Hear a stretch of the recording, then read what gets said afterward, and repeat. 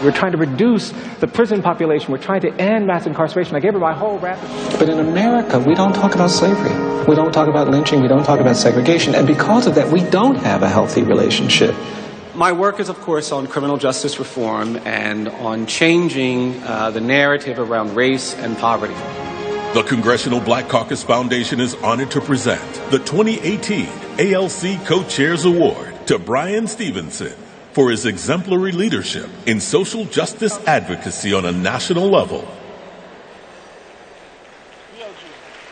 Senator Kamala Harris will present the second ALC Co-Chairs Award to Bryan Stevenson.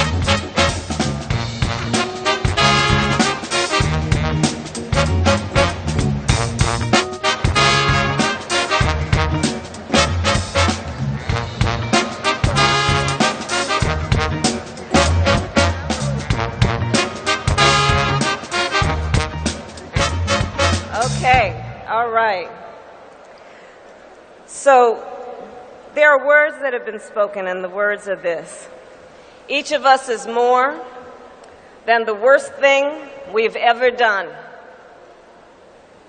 Those are the words of Bryan Stevenson, one of our generation's great truth tellers.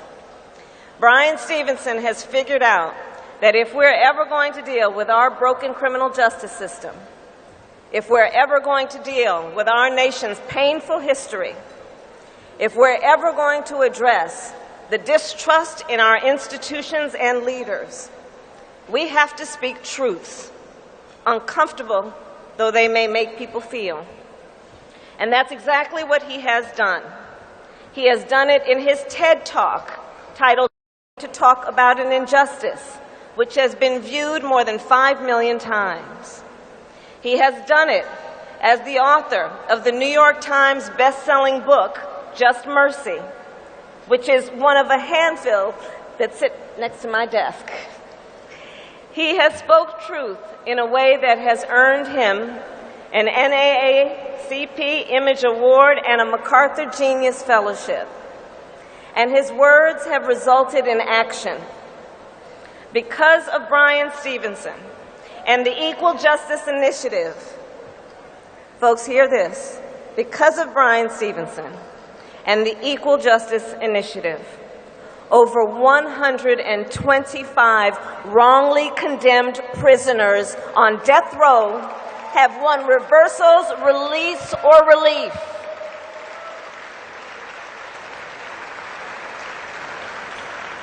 And he didn't stop there. Bryan realized there needed to be a physical reminder of one of America's darkest truths, a legacy of lynching and racial terror. So he became the driving force behind the powerful new memorial in Montgomery. Bishop Desmond Tutu has called him, quote, Bishop Tutu has called him, quote, America's young Nelson Mandela. And I am proud to simply call him a friend. Welcome, Bryan Stevenson.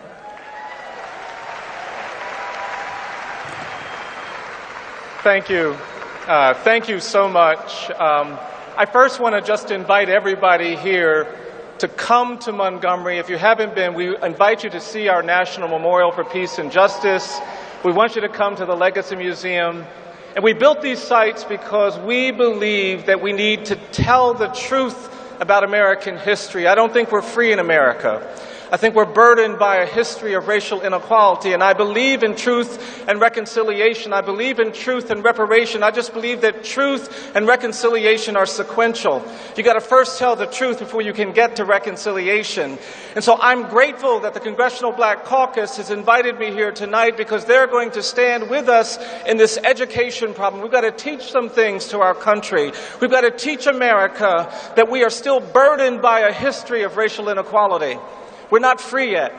There is smog in the air created by the legacy of slavery. We've got to teach this country that the great evil of American slavery wasn't involuntary servitude. It wasn't forced labor. I believe the great evil of American slavery was the narrative of racial difference that we created to justify enslavement. They made up these lies that black people aren't like white people. We're not fully human. They got the court to say we're 3/5 human. They ignored our pain. They didn't pay attention to our victimization. And because of that, we're continuing to struggle.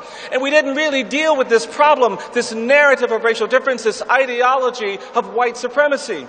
And when you read the 13th Amendment, it talks about ending involuntary servitude. It talks about ending forced labor, but it doesn't say anything about ending this narrative of racial difference. And because of that, we've got to teach America that slavery didn't end in 1865. It just evolved. It turned into decades of terrorism.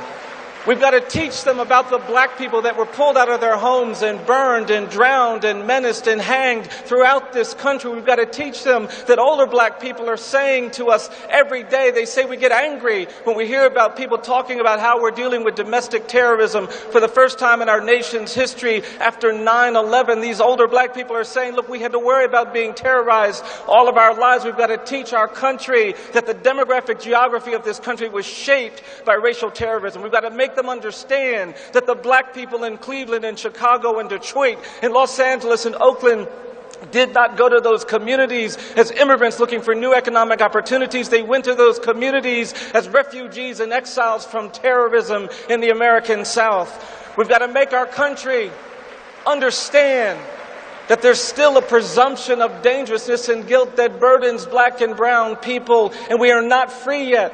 We've got to make them aware of the fact that 1 in 3 black male babies in this country is expected to go to jail or prison, and that's not right. We've got to make them understand that we have a criminal justice system that treats you better if you're rich and guilty than if you're poor and innocent, and that's not right. And so I'm grateful that the Congressional Black Caucus we'd give an award to somebody like me. I'm just a lawyer trying to do my thing, but nevertheless, I am persuaded that we can make a difference in this country.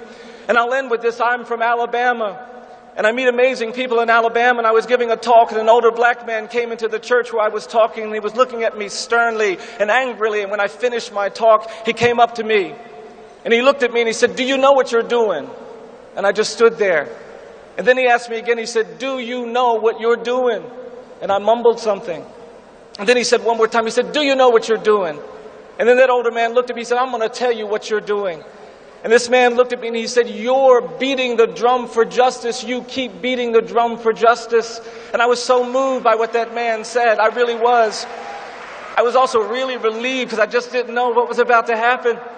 And then this older man pulled me into his wheelchair. He said, "Come here, young man, I'm going to show you something." And he turned his head, he said, "You see this scar I have on my right ear?" He said, "I got that scar in Greene County, Alabama, 1963, trying to register some people to vote." He turned his head, he said, "You see this cut? That's my cut. I got that in Philadelphia, Mississippi, 1964, trying to register people to vote." He turned his head, he said, "You see this dark spot?" He said, "That's my bruise. Got my bruise in Birmingham, Alabama, 1965, trying to register people to vote." And then he looked at me and he said, "I'm going to tell you something, young man." He said, "People look at me, they think I'm some old man sitting in a wheelchair covered with cuts and bruises and scars." He said, "But I'm going to tell you something." He said, "These are not my cuts.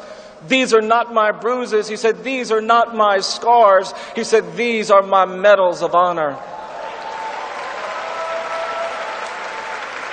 And so I'm excited tonight to be with the Congressional Black Caucus because I believe together we can do some things. And I think they're saying to me with this award to keep fighting. And because they're saying it, I'm going to stand even when some people say sit down. I'm going to speak even when some people say be quiet. We're going to keep fighting to do justice. And I'm not worried that when you stand in front of people who are angry and hostile and bigoted, you do get cut, you do get bruised, you do get scars. But tonight I believe that those scars and those bruises and those cuts are the way we earn our medals of honor. And I'm grateful to be encouraged by all of you.